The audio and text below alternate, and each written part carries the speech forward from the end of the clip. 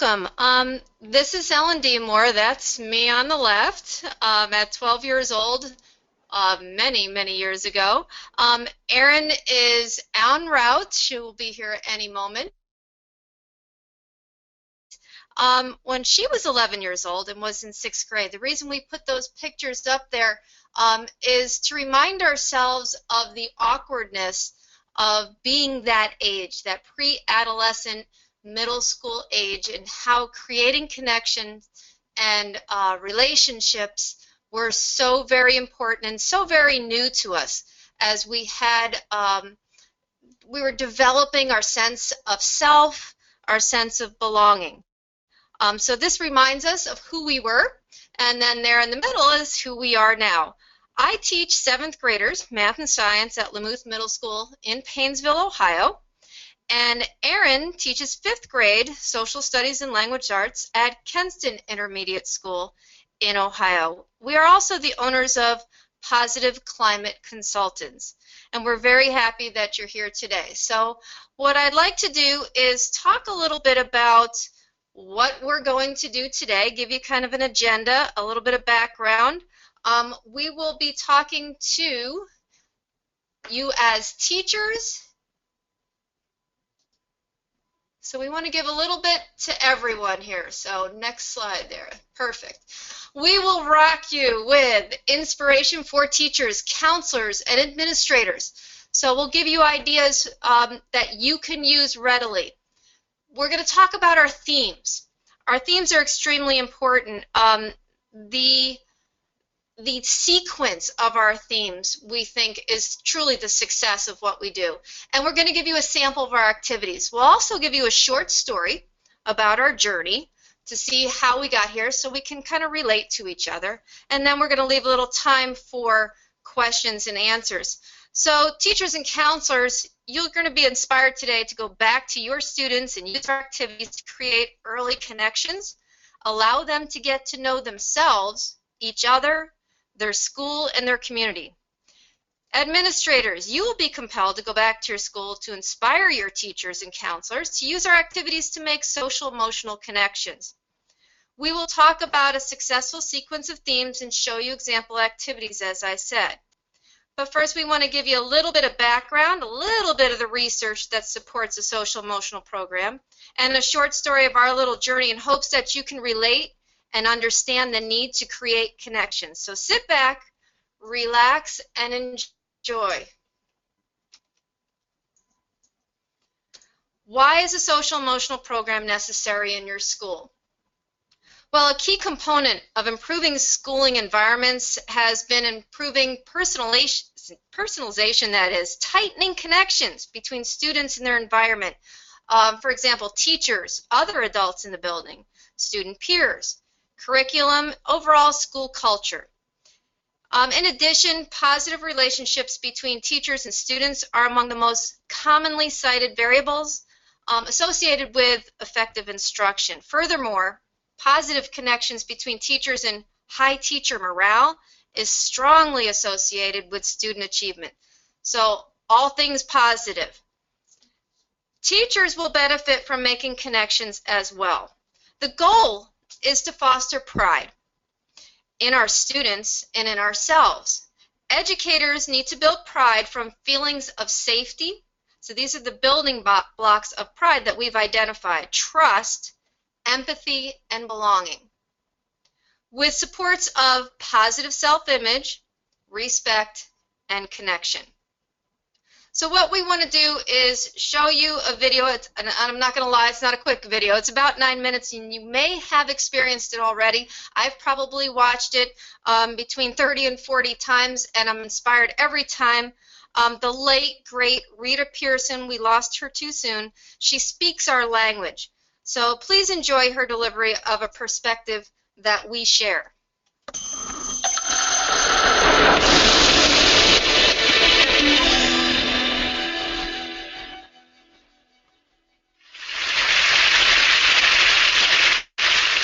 I have spent my entire life either at the schoolhouse, on the way to the schoolhouse, or talking about what happens in the schoolhouse. Both my parents were educators. My maternal grandparents were educators. And for the past 40 years, I've done the same thing. And so needless to say, over those years, I've had a chance to look at education reform from a lot of perspectives. Some of those reforms have been good. Some of them have been not so good.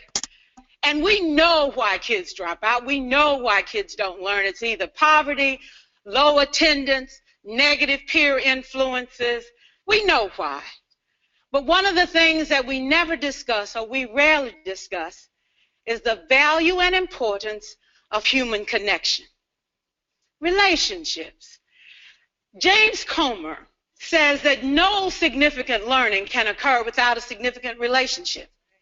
George Washington Carver says all learning is understanding relationships. Everyone in this room has been affected by a teacher or an adult. For years, I have watched people teach. I have looked at the best and I've looked at some of the worst. A colleague said to me one time, they don't pay me to like the kids. They pay me to teach a lesson. The kids should learn it. I should teach it. They should learn it. Case closed. Well, I said to her, you know, kids don't learn from people they don't like.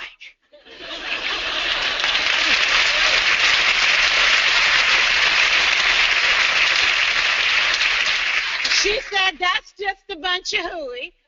And I said to her, well, your year is going to be long and arduous, dear. Needless to say, it was. Some people think that you can either have it in you to build a relationship or you don't. I think Stephen Covey had the right idea. He said you ought to just throw in a few simple things, like seeking first to understand as opposed to being understood. Simple things like apologizing. You ever thought about that? Tell a kid you're sorry, they're in shock. I taught a lesson once on ratios. I'm not real good with math, but I was working on it. And I got back and looked at that teacher edition. I taught the whole lesson wrong. So I came back to class the next day and I said, look, guys, I need to apologize. I taught the whole lesson wrong. I'm so sorry. I said, that's okay, Miss Pearson. You were so excited. We just let you go.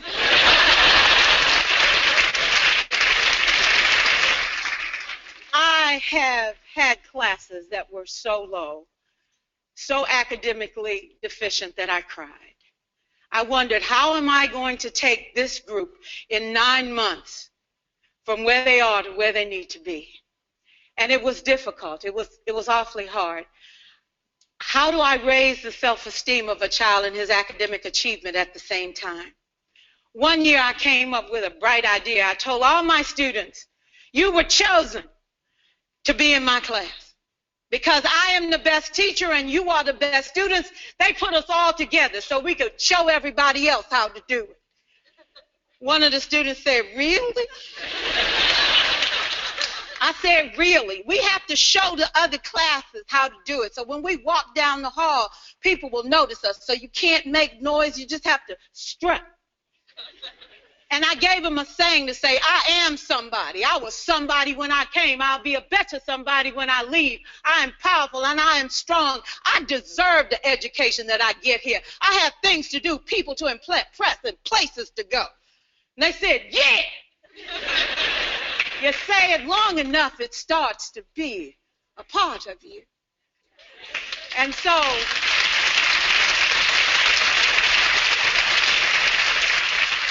I gave a quiz, 20 questions. Student missed 18. I put a +2 on his paper and a big smiley face. He said, Miss Pearson, is this an F? I said, yes. He said, then why'd you put a smiley face? I said, because you on the roll. You got 2 right, you didn't miss them all. I said, and when we review this, won't you do better? He said, yes, ma'am, I can do better. You see, -18 sucks all the life out of you. +2 said, I ain't all bad.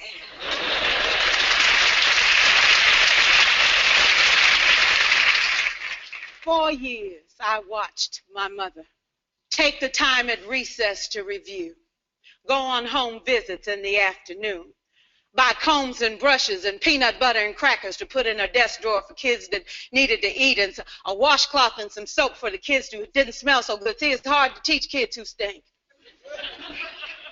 And kids can be cruel. And so she kept those things in her desk, and years later, after she retired, I watched some of those same kids come through and say to her, you know, Miss Walker, you made a difference in my life. You made it work for me. You made me feel like I was somebody when I knew at the bottom I wasn't. And I want you to just see what I've become. And when my mama died 2 years ago at 92, there were so many former students at her funeral. It brought tears to my eyes, not because she was gone, but because she left a legacy of relationships that could never disappear. Can we stand to have more relationships? Absolutely. Will you like all your children? Of course not. And you know your toughest kids are never absent. Never. You won't like them all, and the tough ones show up for a reason. It's the connection. It's the relationships. And while you won't like them all, the key is they can never, ever know it. So teachers become great actors and great actresses, and we come to work when we don't feel like it, and we listen to policy that doesn't make sense, and we teach anyway. We teach anyway because that's what we do. Teaching and learning should bring joy. How powerful would our world be if we had kids who were not afraid to take risks, who were not afraid to think, and who had a champion? Every child deserves a champion, an adult who will never give up on them, who understands the power of connection and insists that they become the best that they can possibly be. Is this job tough? You betcha. Oh, God, you betcha. But it is not impossible. We can do this. We're educators. We're born to make a difference. Thank you so much.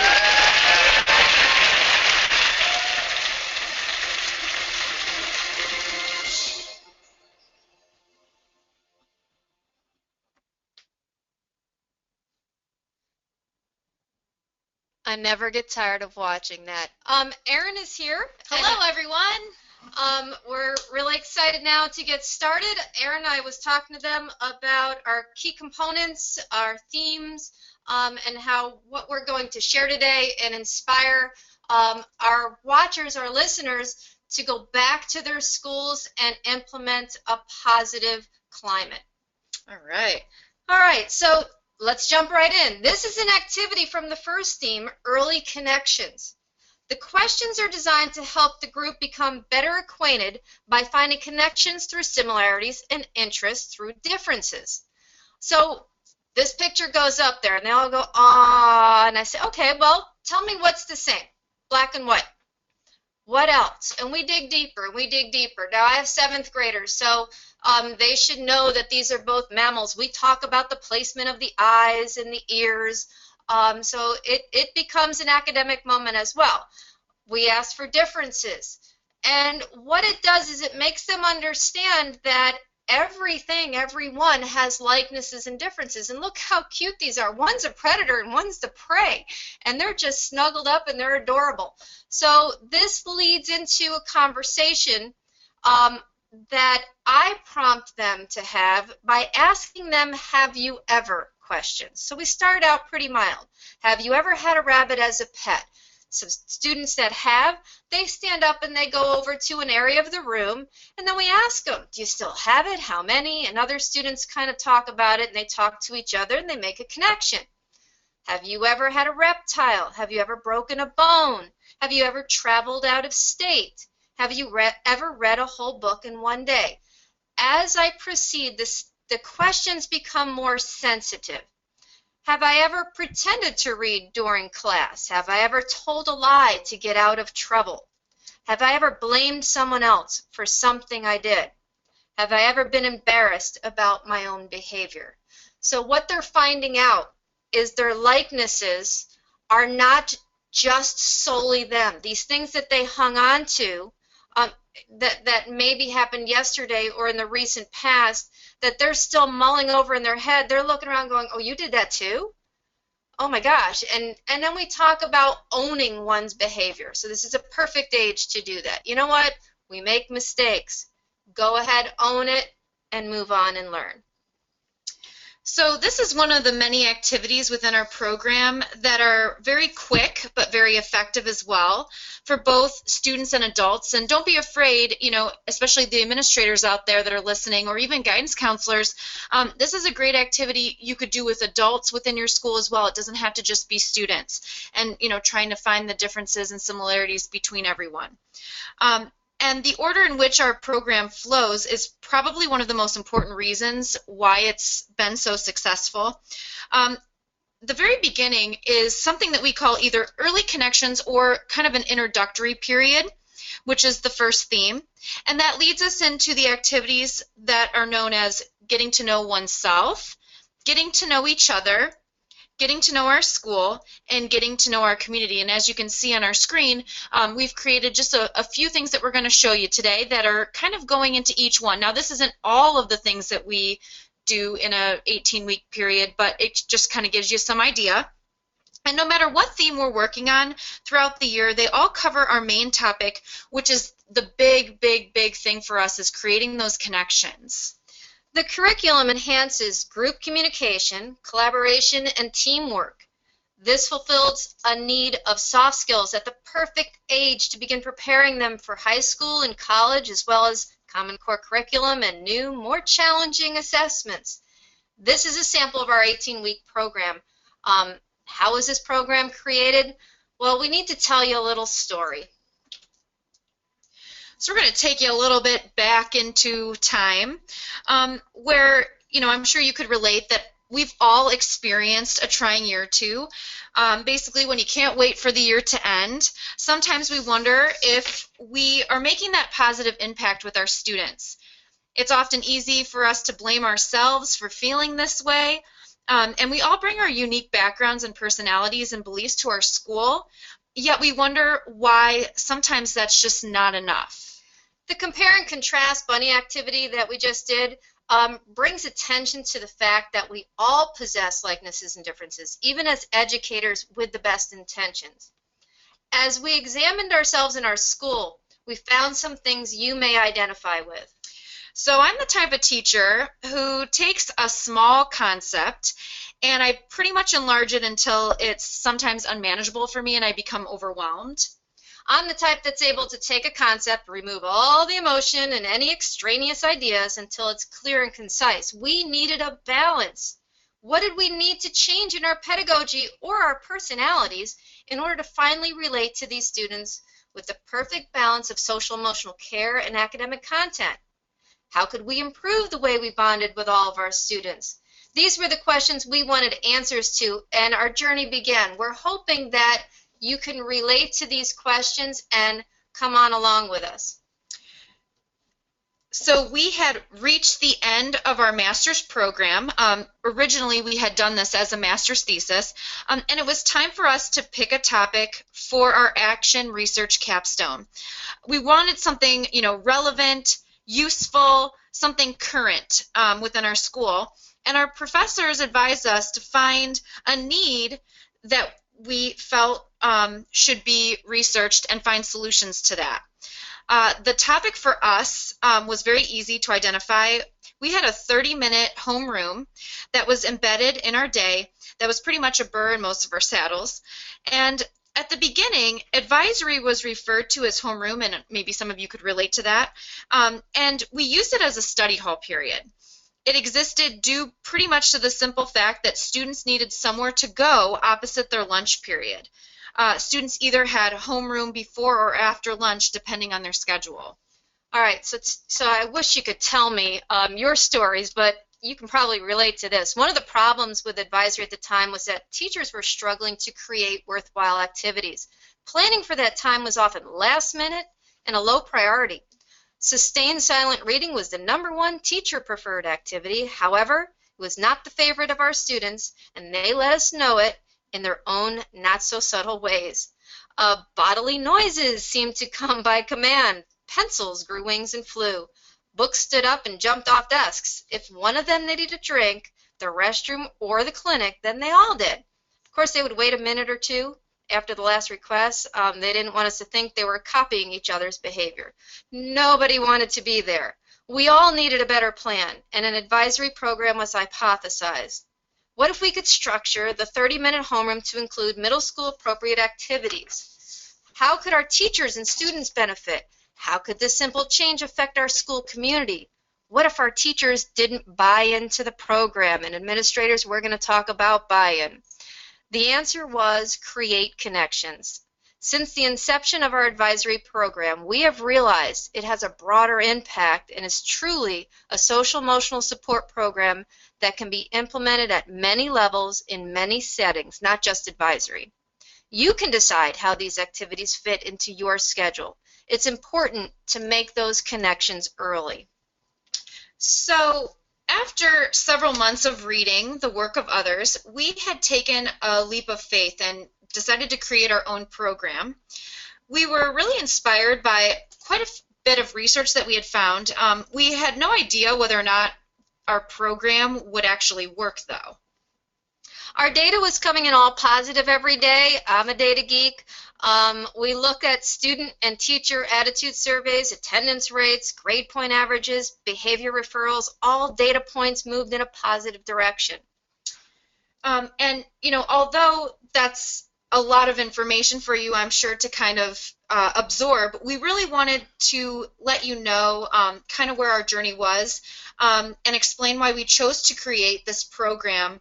And we would like to show you some of the things that we do. So, like I had mentioned before, the first theme is called either, you know, our early connection stage or even our introduction.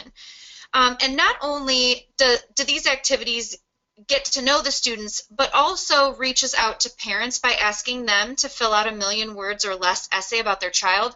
I do it every year, and a lot of times I might even give it out before the beginning of school. In their letter or email, parents can include anything from the child's talents, interests, health issues, learning difficulties. They can include important family information that will help us not only get to know their child better, but help accommodate them to the best of our ability. This is also a valuable activity for leaders, you know, so for administrators, to give your staff. So it doesn't have to necessarily be just a student activity. It could be for staff as well. And it sends the message that you value the individual and give them the autonomy to share what they think is important. I actually have been getting my 1,000,000 words or less back pretty much every single day since the day that I passed them out to the parents. And pretty much every parent, the very first words that I had in the letter was, "Thank you so much for doing this for my child.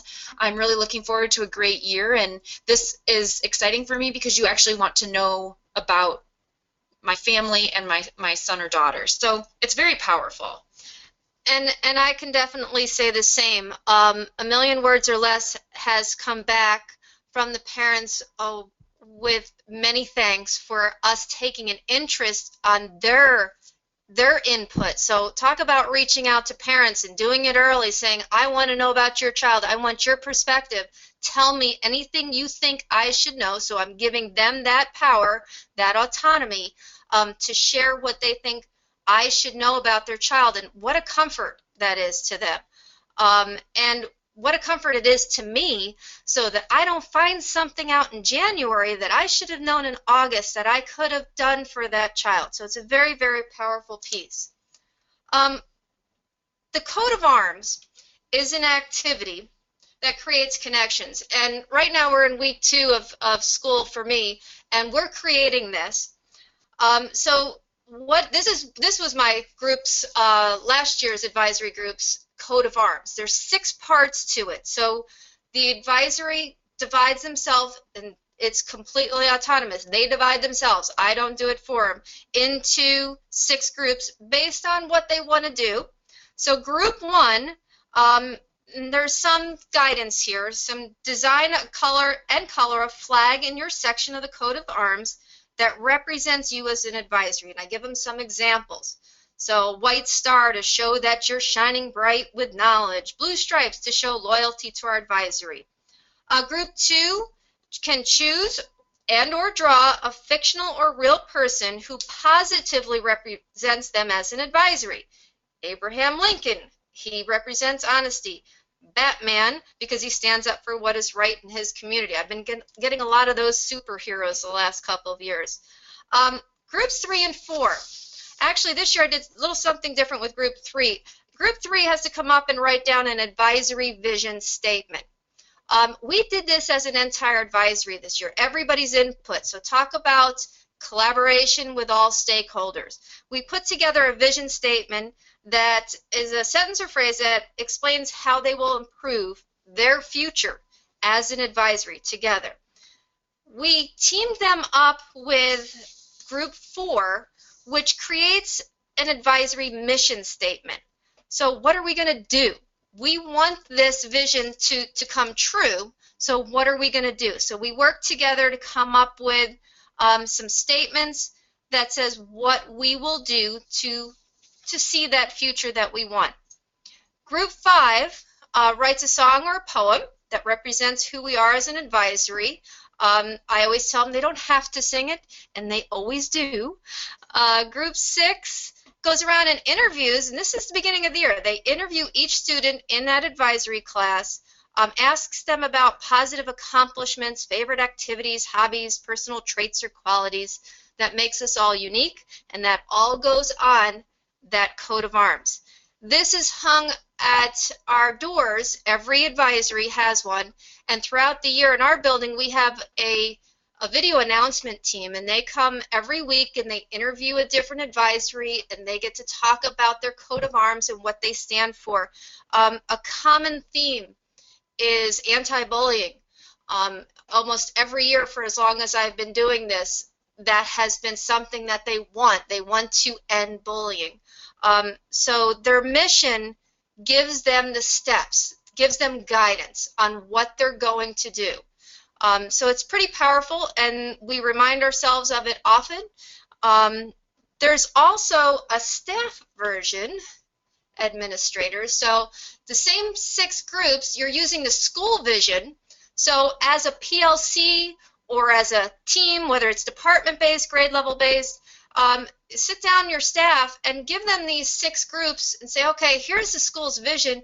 What is your team going to do? What specifically are you going to do to help us reach that vision?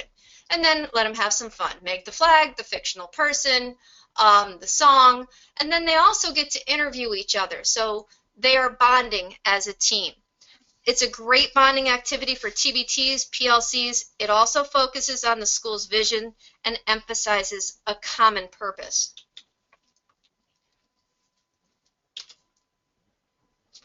Okay, and bringing us back to our main activity board, we're going to talk a little bit about the second theme.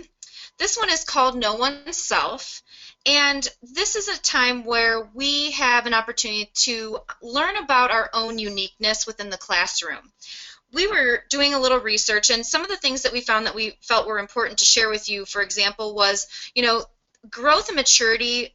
With that, a child's self-concept gradually increases in complexity until eventually they begin to organize perceptions of their abilities. So we felt that, as they grow, they continue to mature, but also they have to be aware of self. And doing some of these activities, I was really shocked to find that they never really thought about certain things before. And when we finally did these different activities, they had a new perspective of themselves, and then also could share with each other if they felt comfortable enough to do so.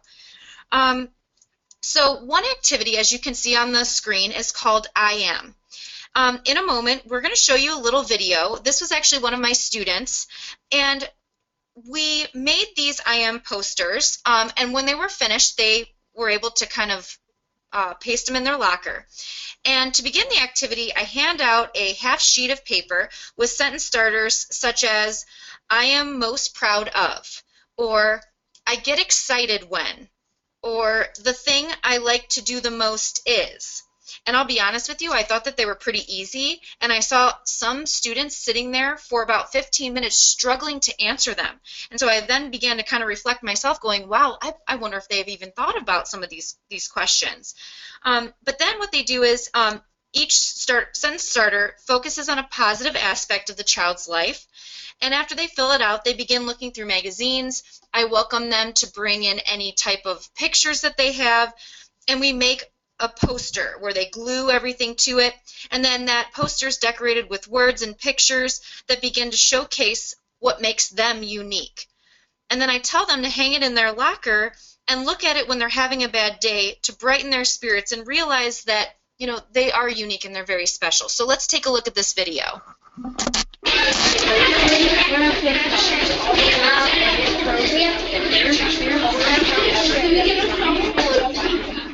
Are you pretty excited to have this in your locker? Yeah. Why? Because if I'm having a bad day, I can look at this and it can tell me all the good things about it. Great. All right. Next, we're going to talk about another Know Oneself activity that is an example of, it's called Now Presenting Me. Now, Erin and I taught together. She taught 6th grade. I taught 7th grade. Our program has 2 sequences. So it's 6th grade sequence is different. It has same themes, but different activities. So this is the 7th grade version of similar to the I Am version. Now Presenting Me. What happens is on the outside of the index card, students choose a color marker, make a thumbprint, create a unique image from it. This is hung all year long on that bulletin board. On the inside of the card, they write their names vertically on both sides. On the left flap, they write, I am unique because, and use the letters of their name to write positive attributes. Then on the right, it says, I want to be, and they write positive improvements. As Erin was talking about, it is often difficult for students to say things positive about themselves, and they usually turn to each other and say, why do you think I'm unique? Which is a great bonding experience, and it also gives them some self-worth. So it's definitely a sensitive topic for them, and you might not think so, but it is, to talk about themselves in a positive way, and then to talk about what they want to be, how they want to improve themselves. So the next theme that we are going to move into is called Know Each Other. And this is where students learn really important communication skills.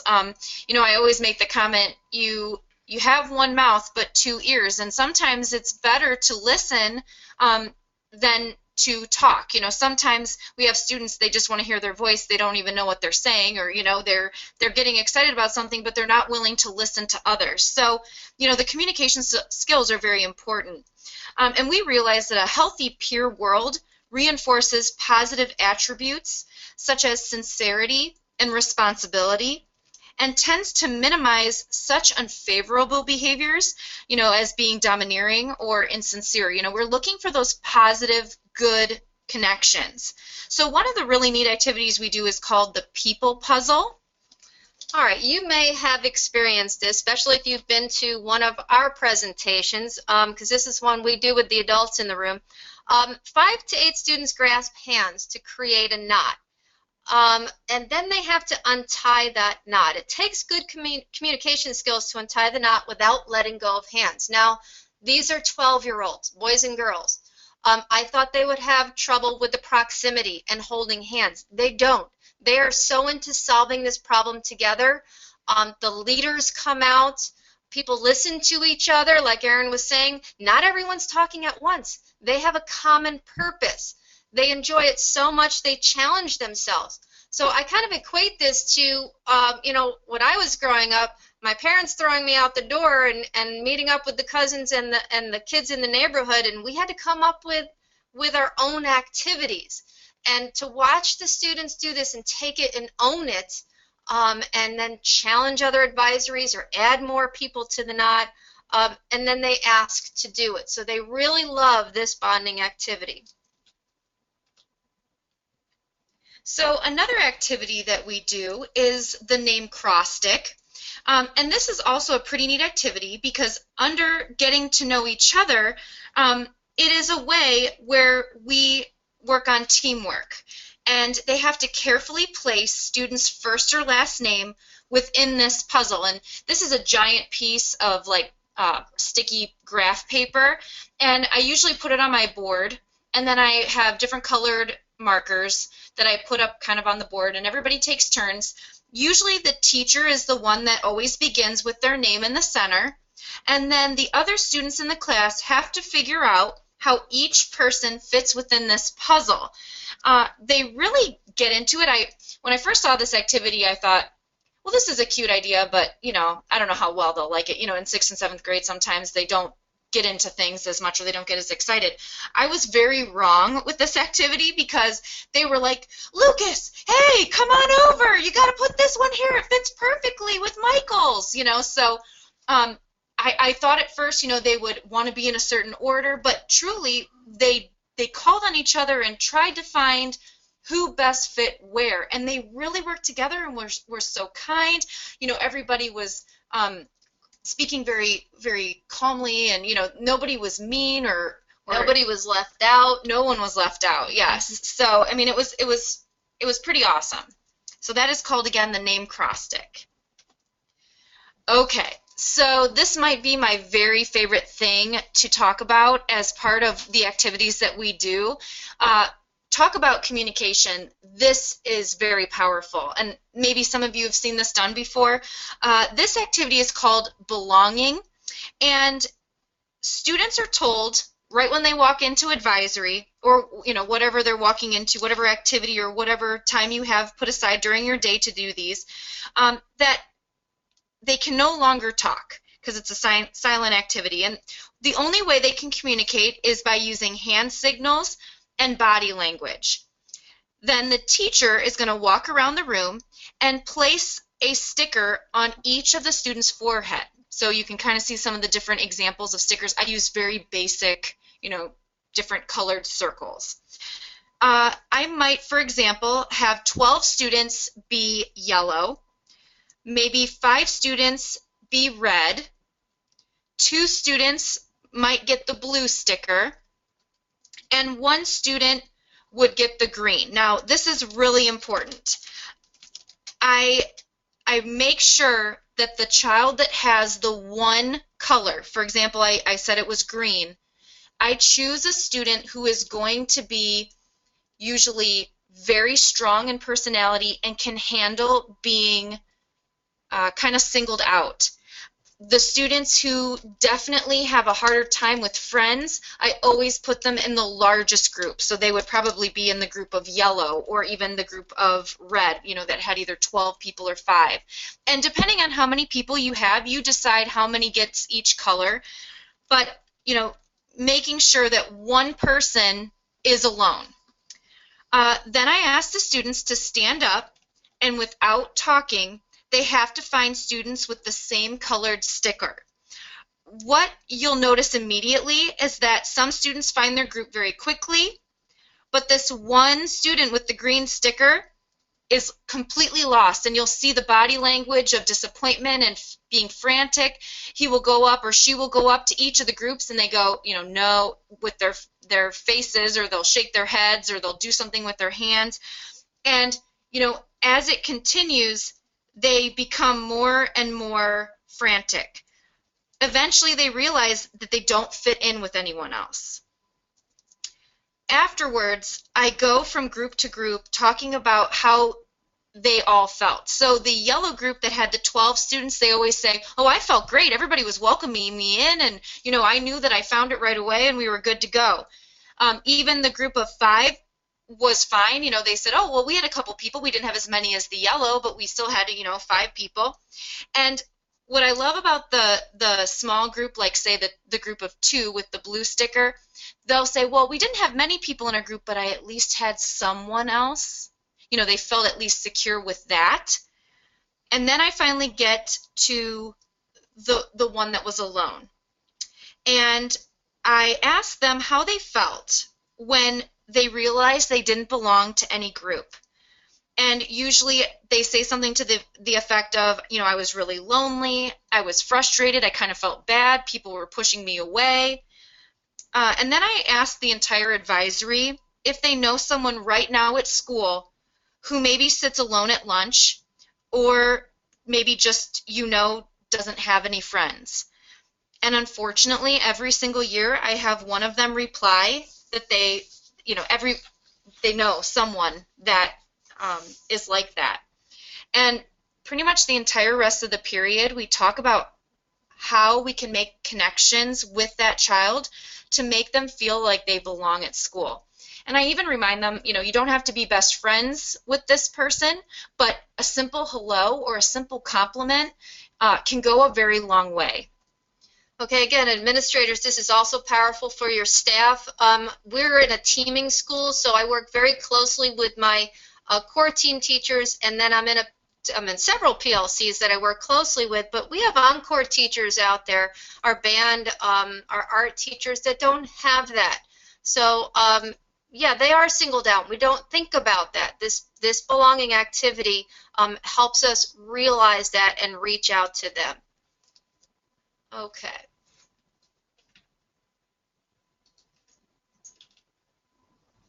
All right, well, our next theme is Know Our Community. We usually get to this in November, just in time to choose a service project for the holidays. It's a demonstration of learning as an interaction with the environment. So this picture was taken during our very first community service project.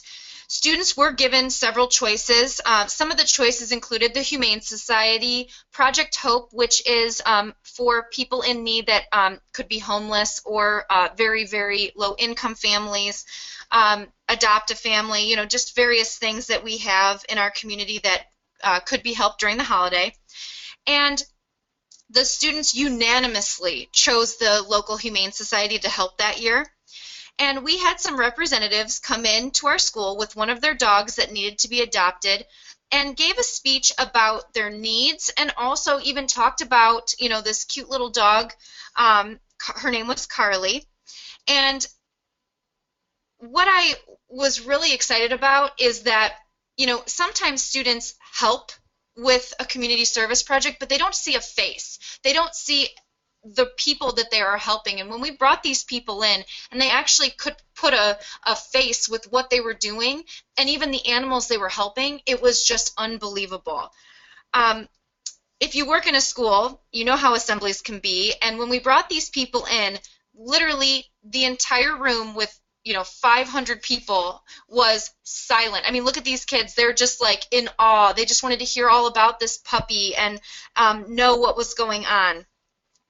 And the dog I had mentioned to you, her name again was Carly, unfortunately spent her entire life in the Humane Society, 8 years old she was, and within 2 weeks of bringing Carly and these two representatives in, she was adopted. And not only that, but our students raised enough money and brought in a ton of supplies to help the Humane Society in our community, and they were just smiling ear to ear and just were really, really excited about what they did. And they felt really good about it too. So it was a really awesome experience, and they were very proud of themselves. All right, our next theme is Know Our School. The students plan an advisory celebration to showcase all the positive things they've done and show appreciation for each other. This, as we mentioned earlier, is an 18-week program, so this advisory celebration comes around January for us. It's called How Are You Proud? And it's something that you hand over to the kids. So I explain to them what it means to be proud. It's a positive emotion. How we express it, we stand tall, our chin is lifted, we smile. But I also tell them what it's not. It's not boastful, it's not arrogance, it's not conceit. If you have pride, you should never make anyone else feel less proud. So how do we express pride without being boastful? And we have a great conversation about this. And being in a middle school, I take the opportunity to talk about appearance and organization. So I tell them to impress themselves by being neat and clean, live the golden rule. Think about how you speak and act. You're going to gain the respect and admiration of others if you treat them well, and that shows pride. And it's a very uplifting conversation to have at the end of all these wonderful activities we're done. They're very proud of themselves. They come just out of the community service project. We talk about them being leaders, being successful, and celebrating pride together. So they have actual committees. I'm going to tell a quick little story here. My very first one, 4 years ago, the pilot of this program, the advisory, the celebration, I handed over to the kids, and I tried to stay as uninvolved as possible, which as a teacher was not easy to do, but I did it. And the day was coming up that they were going to go ahead and do this. They had a welcome committee, award committee, entertainment committee, refreshments committee. And I had a little mishap, and I had to have a quick little surgery. But that morning, I told my husband, and I told my doctor, it's going to have to wait till later on in the afternoon because I'm going. So my husband got me over there, got me up the stairs and into the room, and I filmed this. And when you do this, you will want to film it. They love to watch it later, and 4 years later, I love to watch it because the kids did some phenomenal things. Their skit was amazing. In their skit, they basically told me that they wanted to form peer studying groups because they wanted everybody in our advisory to succeed academically. Like I said, this was January, and they did that. They made a peer study group, and I was literally in tears. So it's a great culmination to all the activities that we had done for the first semester. So another thing that we believe is it's really important to reflect on our positive thoughts and gestures. And one way we thought about doing this was giving students an opportunity to share what they liked in advisory. And we did that each week. And we allowed these little thought bubbles, they were on paper, to be available at lunch, and we had our student council representatives sit at a table, and they didn't cost anything, or the students could simply come up and share an idea that they felt was important to them. We actually had this little poster we put on a poster printer to make it real big, and we put it behind the table so that the kids could come up and kind of see what it was saying. But the thought bubble simply asked the students to explain in their own words what activity they had really enjoyed in advisory that week, or even so far in the year. And then what we decided as teachers to do was we chose an exceptionally thoughtful thought bubble, and we surprised the advisor and the advisee within that room to let them know just how much it meant to us that they, number one, took the time to share their thoughts, but also we acknowledged the teacher for doing such a good job of sharing and working with their kids in advisory. So we actually have a little video. We kind of surprised a teacher and an advisory for making a great thought bubble. So we're going to show that to you now, and you can kind of get an idea of how excited they got. And administrators, this is easily adaptable to your staff. It's quick, it's easy, and it focuses on the positive and the good work. A student from your class made an amazing comment during lunch about how much they enjoy your advisory. So, Ellie, would you hand Mrs. Cerruti a little award and the balloon? Oh, wow, thank you. Thank you for making a difference in advisory. And the winner from your class is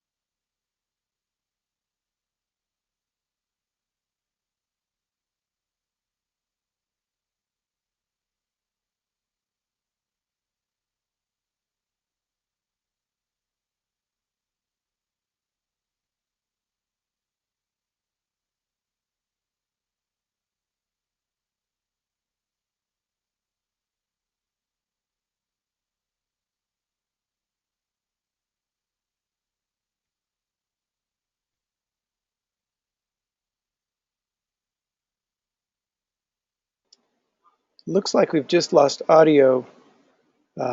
Just hold on 1 second. We will try to address this.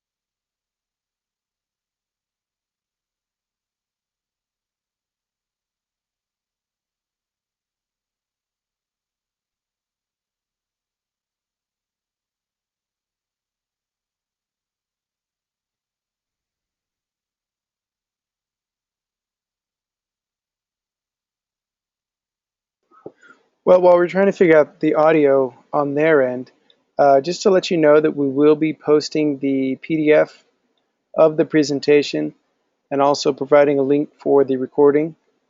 And just waiting for audio to come back, and then we'll have a question and answer session.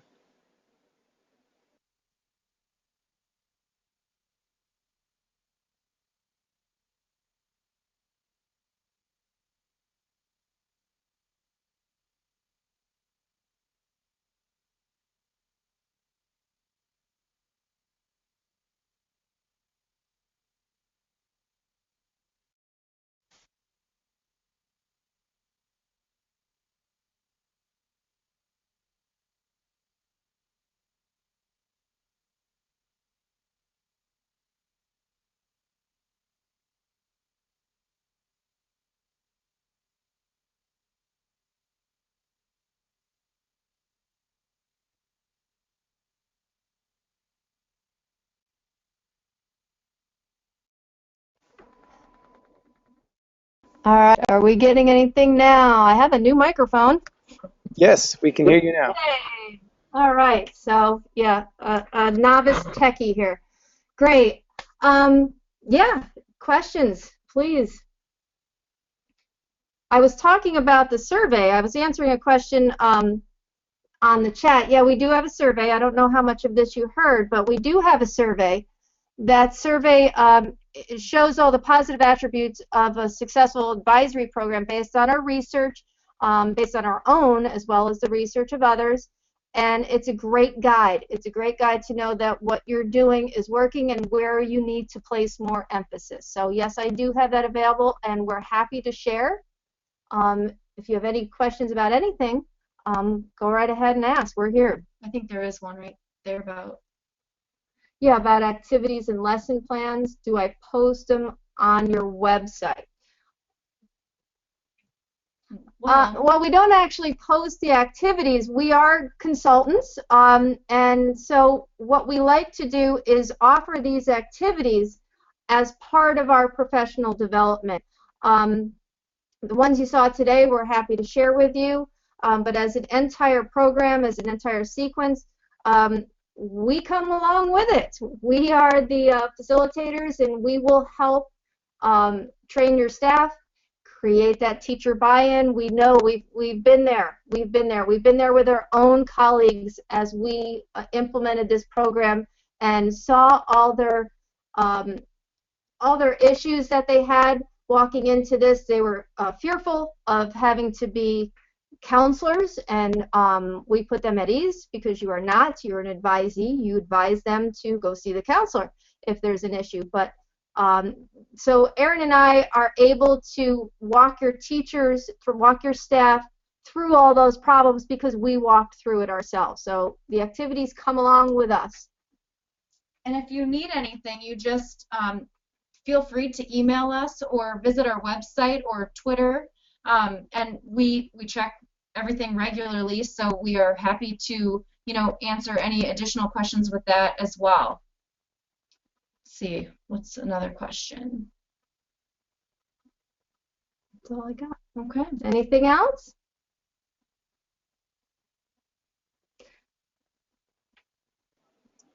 And administrators also, I do have the adapted versions of many of these activities and others.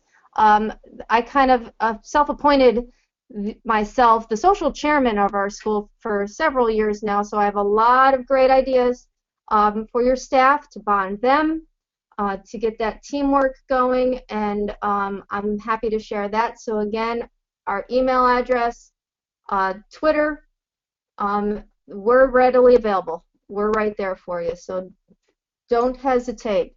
Contact us. We love, love, love to interact. If you Twitter, if you tweet, I'm out there. I'll definitely share whatever you want. Well, thank you very much, Ellen and Erin. We really appreciate it. What a great presentation. Well, thank you. Welcome. Again, we'll be sending out the PDF of the PowerPoint presented, and that email will come out probably in about tomorrow, as I've got a few things on my plate. And thank you again, everyone, for attending. We really appreciate it. I saw one more question up there. Yes, someone that said they had a student body of 15 to 25, perfect size. Our advisories are that size. So all the activities work with a group such as that. All right, and again, we so enjoy sharing this topic. Please get a hold of us in one form or the other, and I'll get the PowerPoint out there to you, and yeah, we can interact. Thank you so much for attending. We really enjoyed it. Yeah, thank you very much. Thank you.